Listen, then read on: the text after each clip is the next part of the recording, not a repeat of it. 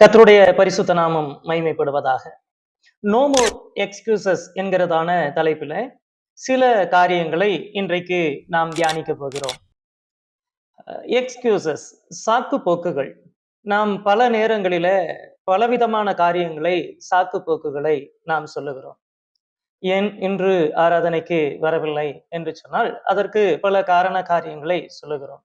ஏன் இன்றைக்கு பள்ளிக்கு செல்லவில்லை, ஏன் இன்றைக்கு வேலைக்கு செல்லவில்லை, இந்த காரியத்தை ஏன் செய்யவில்லை, இப்படி பல காரியங்களுக்கு பின்பு சாக்கு போக்குகள் என்கிற காரியத்தை நாம் சொல்கிறோம்.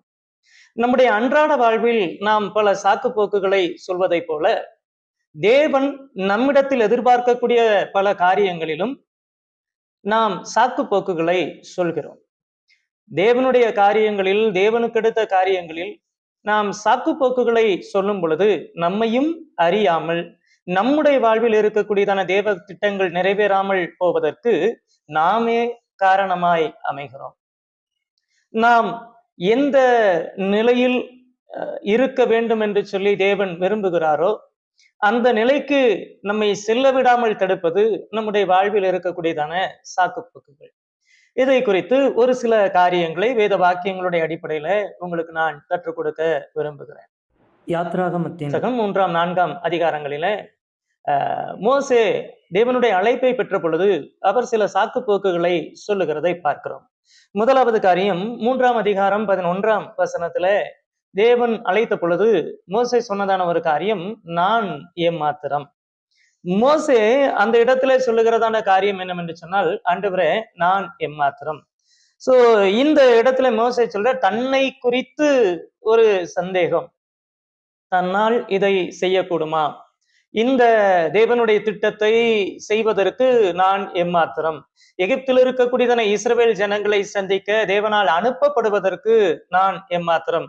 இப்படியாக ஒவ்வொரு இடத்திலும் தேவனே தன்னை வெளிப்படுத்தி அவர் சொன்ன போதும் அந்த காரியத்தை செய்வதற்கு அவர் தயங்கினார். தாழ்வு மனப்பான்மை. இன்றைக்கு அநேகர் தேவன் விரும்புகிறதான நிலைக்கு செல்லாமல், தேவன் விரும்புகிற இடத்திற்கு போகாமல் இருப்பதற்கு ஒரு காரணம் என்னவென்று சொன்னால் ஒரு தாழ்வு மனப்பான்மை. இதெல்லாம் என்னால செய்ய முடியாது, இந்த காரியத்தை செய்வதற்கு என்னிடத்துல தகுதி இல்லை, நான் இதெல்லாம் செய்யக்கூடாது, நான் எம்மாத்திரம். இது தாழ்மை அல்ல, மாறாக இது ஒரு தாழ்வு மனப்பான்மை என்று சொல்லி பார்க்கிறோம்.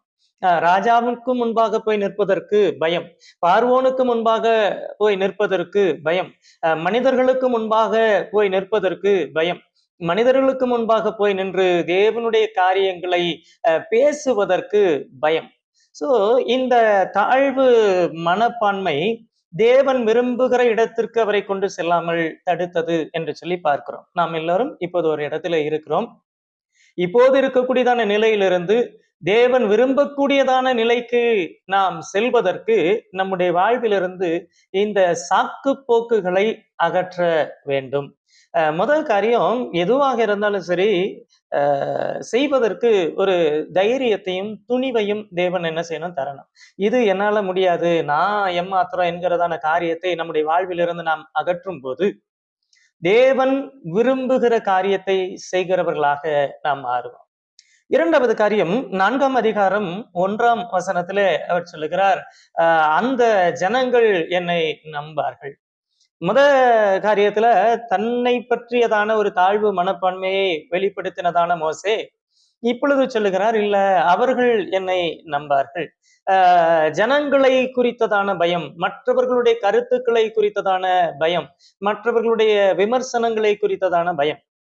இன்றைக்கு கிறிஸ்தவர்கள் என்று சொல்லுகிற அநேகர் பொது இடத்துல 4 பேருக்கு மத்தியிலே ஜெபிக்க கூட பயம். எங்க நம்ம ஜெபம் பண்ணா யாரும் தப்பு சொல்லிடுவாங்களோ, சரியா ஜெபம் பண்ணலைன்னு சொல்லிடுவாங்களோ, ஏதாவது குறை சொல்லுவாங்களோ, ஏதாவது நம்முடைய ஜெபத்திலிருந்து ஏதாவது அவங்க குறை சொல்லிடுவாங்களோ, இத்தனை வருஷம் ஆச்சு, இத்தனை வயசாச்சு, பாருங்க ஒழுங்கா ஜெபம் கூட பண்ண தெரியல, ஏதாவது சொல்லிடுவாங்களோ அப்படிங்கிறதான பயம்.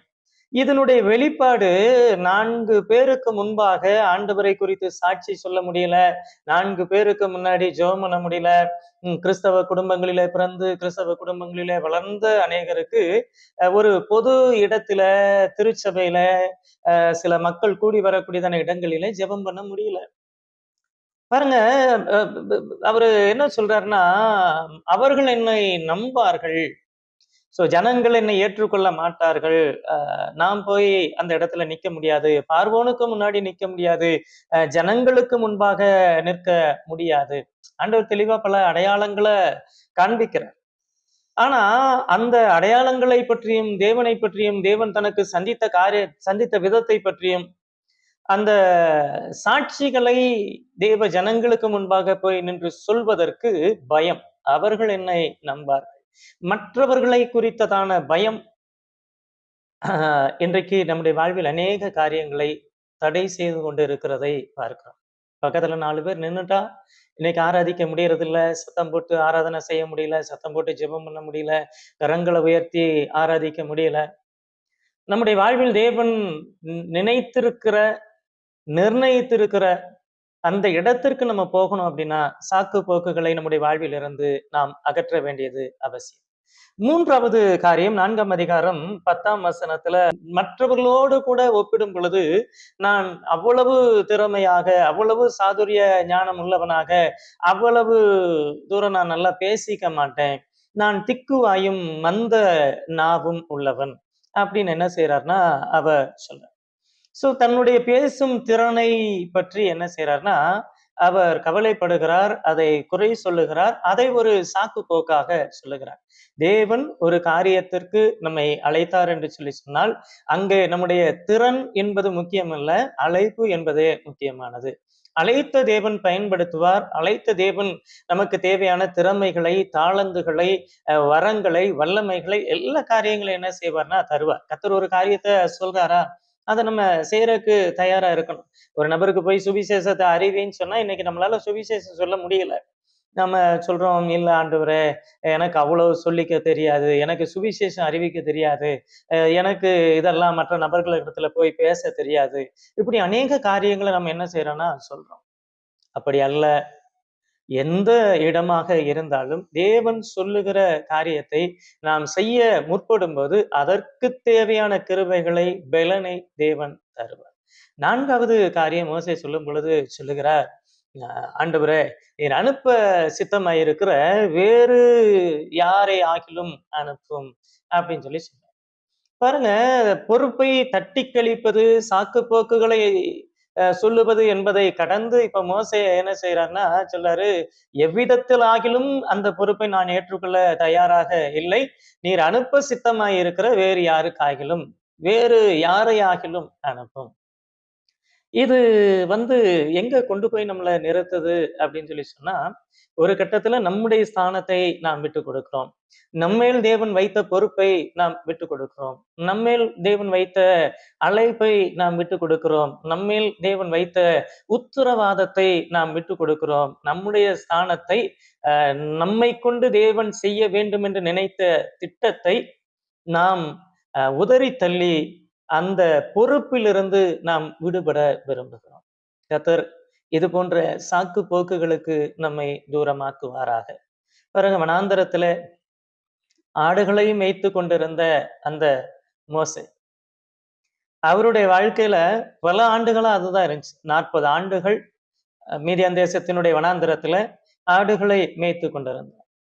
மோசையை பொறுத்த மட்டிலும் இதுதான் என்னுடைய வாழ்க்கை, இதுதான் கடந்த 40 ஆண்டு காலமா என்னுடைய வாழ்க்கையா இருக்கிறது, இனியும் என்னுடைய எதிர்காலம் இப்படித்தான் இருக்க போகிறது என்று சொல்லி நினைத்து கொண்டு அவர் இருக்கிறார்.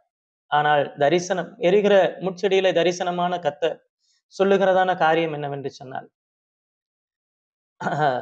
எகிப்திலிருந்து அந்த ஜனங்களை விடுவிக்கும்படியான அந்த மகா பெரிய நோக்கத்தை, திட்டத்தை மோசேயை கொண்டு செய்யும்படியாக தீர்மானித்திருக்கிறார். இன்றைக்கு நீங்க எங்க வேண்டுமானாலும் இருக்கலாம், எந்த சூழ்நிலையில் வேண்டுமானாலும் இருக்கலாம், எப்படிப்பட்ட நிலைமையில உங்களுடைய வாழ்க்கை இருக்கலாம். நீங்கள் இருக்கக்கூடிய நிலை என்பது தேவனுடைய திட்டம் அல்ல. அழைப்பின் சத்தத்திற்கு செவி கொடுங்கள்.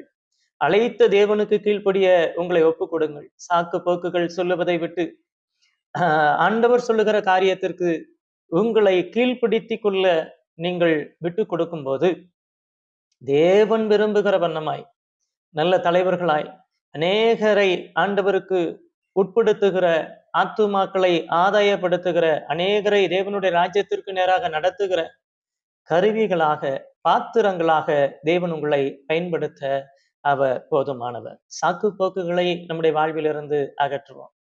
எதுவாக இருந்தாலும், சிறிதானாலும் பெரிதானாலும் தேவன் சொல்லுகிற காரியத்திற்கு உங்களை ஒப்பு கொடுங்கள்.